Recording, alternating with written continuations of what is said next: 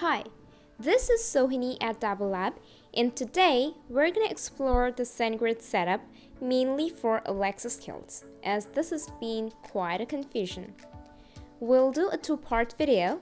This being the first part discusses how you can set up a Sendgrid account from scratch. In the next video, we'll learn its integration with an Alexa skill. First, we'll navigate to Sendgrid's website. We log in here if we have an account already, or go for a sign up. This is our dashboard. We navigate to settings on the left and move to API keys.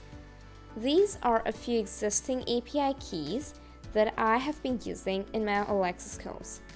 We'll create a new API key here. We'll give a name to our API key, keep the permission restricted, and allow mail to be sent completely. Then, we complete the creation.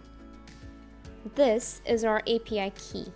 Remember, this can be viewed only once after created. I'm sharing the key for this tutorial, which will be deleted post-tutorial completion. It doesn't end here. We'll now need to create a sender. The sender keeps the email address and physical address of the email sender. This email will be used to send emails from Sendgrid.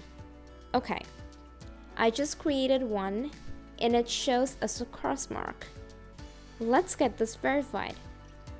We'll go to our mailbox and verify this through the link they sent us. And we see it's verified now. That's all. You're all set to use your Sendgrid credentials for an Alexa skill. We'll discuss that in our next part of our video that'll be up next week. Stay tuned. If you think you like this video, do give it a thumbs up. Thanks for watching. Bye.